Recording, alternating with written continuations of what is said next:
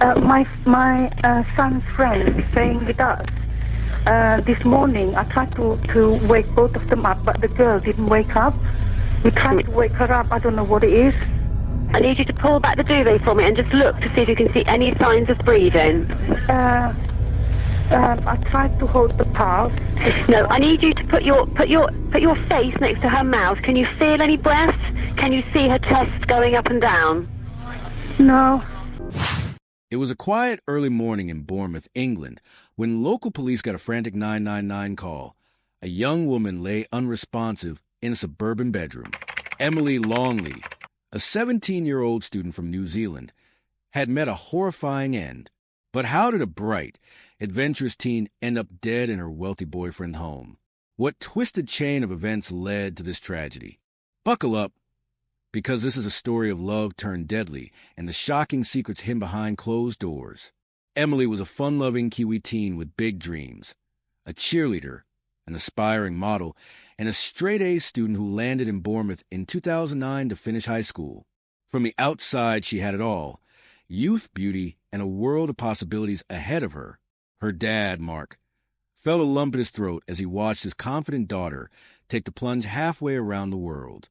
He had misgivings about sending her so far from home, but Emily was determined to chase opportunity.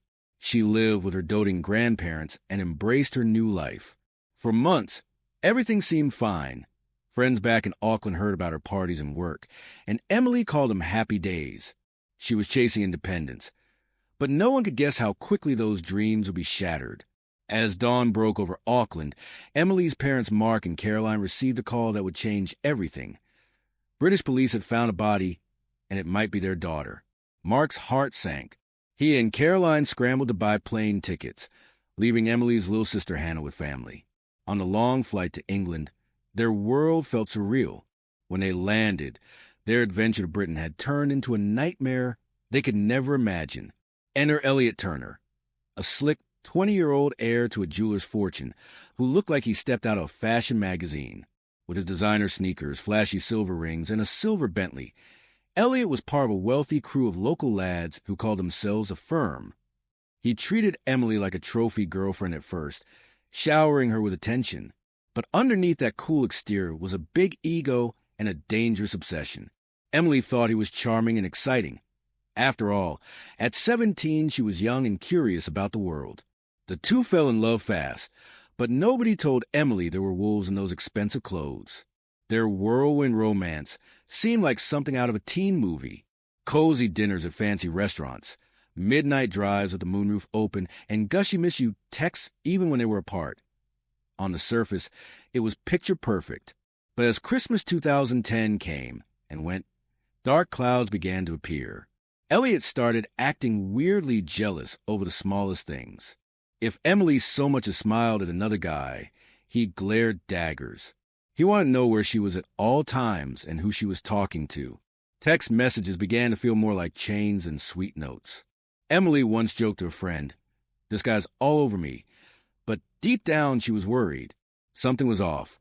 By spring 2011, cracks were showing in their storybook love. They had been together about 4 months, and it was no fairy tale. Neighbors living near the Turner home in Queen's Park said they often heard shouting and crashing late into the night. Emily started acting frightened, texting her younger sister Hannah from nightclubs saying, "I can't wait to get back home." After one big fight, Emily even slipped something secret into Elliot's pocket as she left. A folded piece of pink paper, a letter she had written to him. In court, that letter would shock the jury. In it, Emily poured out her fears. "I love you. Do not say you will kill me. Stop being so aggressive. You make me scared because you are so intimidating. Stop being so controlling or it's going to F me up." She begged him to change. Those trembling, heartfelt words in pink ink would later be read aloud as evidence of just how frightened she was. Meanwhile, Elliot's dark side was spiraling out of control. All spring he boasted to his friends that he wanted to hurt Emily. One friend testified that Elliot joked about bashing Emily with a hammer, then burst out laughing and claimed, "I'm just kidding." Another pal recalled Elliot describing smashing Emily's skull with a hammer and dragging her body into bushes, then grinning like it was the greatest joke ever. Elliot even bragged that if he had to kill Emily, he'd go to prison and still come out rich. To him, she was a prize he had protected at all costs. To everyone else, including terrified friends of Emily, this was beyond horrifying. But Emily herself was still young and hopeful. She tried to write it off as just weird, not real. She had no idea how twisted things would become. Then came the night of May 6, 2011, when everything exploded. Emily had just flown home from visiting family in Auckland, and for the first time Elliot saw pictures of her on holiday with other guys. In a cloud of jealousy, he lost it. That evening, Emily went out to celebrate with friends at a local bar. She chose a bold outfit, short shorts, a leopard print bra under a cropped vest, feeling confident and alive. But Elliot didn't see confidence. He saw a challenge. When he spotted her at the bar, he sneered at her outfit and flat out called her a whore. Every word of his dripped poison. Emily, furious and hurt, smashed her drink in his face and stormed out. Meanwhile, Elliot turned to his buddies and spat out words that would haunt the case forever. I will kill her. I'll go to prison for it and still be a millionaire. Man, it was a sick thing to hear. But that wasn't just bravado, it was a deadly promise. This was the last time Emily ever felt safe. Her friends watched her walk away, stunned, never guessing that in a few short hours they'd lose her forever. That same evening, Emily decided to confront Elliot one last time. She wanted answers. This nightmare had to end. Walking into the Turners' upscale Dorset home, she found him pacing and still fuming. Doors slammed, furniture bumped, and angry words flew like darts. Emily demanded answers. Why are you doing this to me? Why are you treating me like this? Elliot ranted back, drunk on rage and jealousy. He shouted that she was asking for it. A complete bitch, and that she had ruined his life. Emily's heart pounded. She knew the boy she loved had turned into someone she barely recognized. When she finally screamed, I'm done with you, grabbed her bag and ran. That's when the nightmare really began. In that split second, everything changed. Elliot lunged at Emily, his hands wrapping around her neck. She scrambled, eyes wide with terror, and gasped, Please stop. What are you doing? But he pressed down harder. Emily's cries were muffled as he shoved her face into a pillow, her makeup smeared into a horror movie mask on the pillowcase. In just a few terrifying seconds, the struggle stopped. Emily went limp. The sparkle in her eyes vanished. The love story had turned into something monstrous. But Elliot's night was far from over. He sat up alone in the dim bedroom, breathing hard, staring at the lifeless girl on the bed. 8 months of moments. The laughter, the fights, the dreams, all raced through his mind. Then one horrifying thought seized him. He might have actually killed her. The next morning, reality hit like ice. Emily was gone. Her body lay cold on the expensive silk sheets. Elliot's first instinct was panic and escape. He quietly grabbed his passport and packed his bag, ready to flee Europe for good. But before he could disappear, he made a decision to spin a lie. In a calm, rehearsed voice, he called 999 and reported, My girlfriend attacked me. I defended myself. Police and paramedics were on the scene within minutes. Paramedic Stephen Stratton later recalled the eerie scene. Elliot stood nearby, his clothes still on, as if it had been just another night out. He told Stratton, She punched me and I had to fight back. Yet when Stratton examined Emily, he found almost no obvious injuries. No bruised eye, no broken bones, just a faint redness around her neck and a chipped tooth from where she'd bitten into the pillow. It looked more like she'd been smothered than beaten. It didn't fit the story. Detective Senior Sergeant Neil Devoto knew something was very wrong. He studied the crime scene, a normally peaceful home now shattered, and Emily's bedroom. The bed was torn apart, a pillow stained with Emily's makeup and fingerprints. On a recording of Elliot's 999 call, Elliot's voice stayed eerily calm. Devoto dug deeper. He ordered a thorough autopsy. The medical examiner confirmed. Emily had been strangled with maximum pressure. Her last breaths were cruelly stolen that night. That was only the beginning of the clues. Police dug into Elliot's life and uncovered a trail of jealousy and threats. They searched his phone and found bizarre location pings. He had been stalking Emily's Facebook and texting history, absolutely convinced she was cheating. This murder was an accident. Devoto realized it was planned. Then the investigation went full spy mode. The police took an extraordinary step. They bugged the Turner family home. Hidden microphones were planted around Elliot's house, and what they caught was jaw-dropping. In a hushed phone conversation, Elliot's father Lee muttered, "That was a confession. The note I soaked in bleach said he killed her, but he didn't mean to." Elliot's mother Anita was equally horrified. "Stop denying it. He fucking strangled her." Meanwhile, Elliot's own voice, unaware of the bug, confessing to the phone, "I just flipped. I grabbed her by the neck. I realized she was hurt, and I stopped. She collapsed, and I panicked." Just like that, the walls had ears and justice closed in. With those tapes and Emily's letter in hand, detectives had everything they needed. They found text messages like one Elliot had sent a friend. "Say hello to Mrs. Mallet," referring to the hammer joke. CCTV from the club showed Emily walking away upset while Elliot tried to follow. Friends testified about all his violent threats and even practice fights. Every piece fit together. In court, the details spilled out like a horror movie.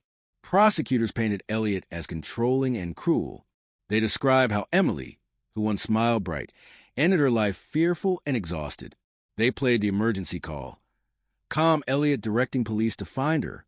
They played the covert tapes of Elliot sobbing, "She ruined my life." They read Emily's heartbreaking letter aloud. Her fear bleeding off the page. One moment in court froze everyone. When the prosecutor asked Elliot if he felt sorry, he shrugged and said, "Well, it was a year ago." The gallery gasped. Emily had been dead only months. His chilling indifference gave it away. Under questioning, Elliot stuck to his story. "She attacked me. I only grabbed her, calm her down," he insisted.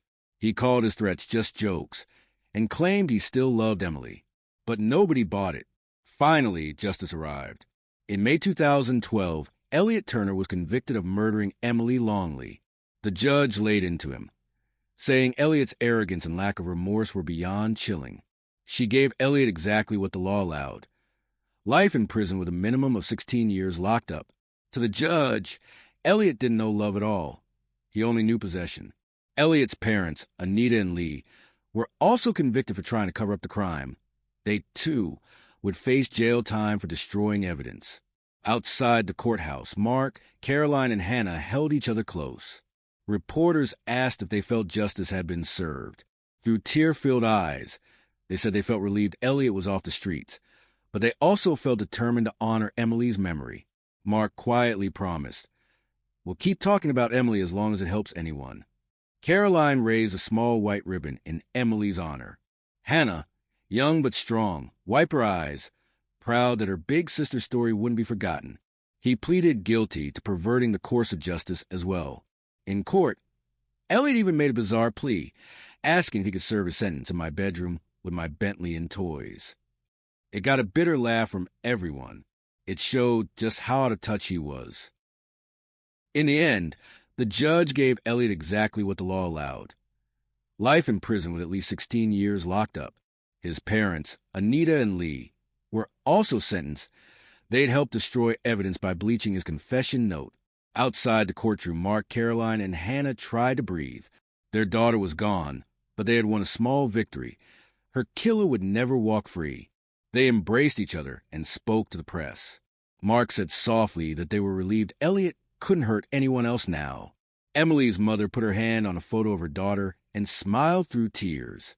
In that moment, the Longleys pledged Emily's light would continue to shine, even if she no longer was. In the years since, Emily's story became a cause. Mark and Caroline traveled across New Zealand, speaking at high schools and community centers about the red flags they missed, warning teens to speak up if they feel trapped in any relationship. They even helped start a support group for dating violence survivors named Emily's Light. Every year on May 6th, friends and strangers in both Auckland and Bournemouth leave flowers at makeshift memorials and light candles in her honor. Emily's smile still lives on in those acts of remembrance. And Elliot Turner? He's still in a British prison, paying for what he did. In 2013, he tried to appeal, but judges in London tossed out his appeal in minutes. The evidence was that overwhelming. He once bragged that he'd rather do 10 years in jail than lose Emily. Now he's living that sentence for real. Elliot's life of fast cars and parties has been replaced by gray walls and cell routines. His Bentley is a distant memory. His trophy life has become a dark cell, just as the judge warned. So what lessons can we draw from Emily Longley's story? It's a chilling reminder that sometimes the person you trust most can turn on you. Think about the warning signs, the constant jealousy, the explosive anger, the controlling behavior. If someone you know ever says, "I don't feel safe," you need to listen. Don't shrug it off. Speak to a friend, a parent, a teacher. Take it seriously. You could save a life. Remember, this isn't just another true crime story to watch on YouTube or TikTok. Emily's life was cut far too short. She was someone's daughter, someone's sister, a real person whose future was stolen. If her story teaches us anything, it's that paying attention can make all the difference. So keep your eyes open for those who can't speak up and share stories like this one. Emily's story may have ended in tragedy, but it's taught us an important lesson. Love is never supposed to hurt. If you take anything from this, let it be this. Believe those who say they're in danger. Reach out, speak up, because in the silence and neglect, evil can grow. Always remember, this wasn't just a random headline. Emily was a young woman with a whole life ahead of her, and she deserved so much better. If her story inspires just one person to stay safe and speak out, then Emily's voice is making a difference. Rest easy, Emily. Your story will not be forgotten. If this story moved you, make sure you hit like. It helps this video reach more people. Subscribe to the channel for more real, deep dive crime stories you won't hear anywhere else. And let me know in the comments what case we should cover next.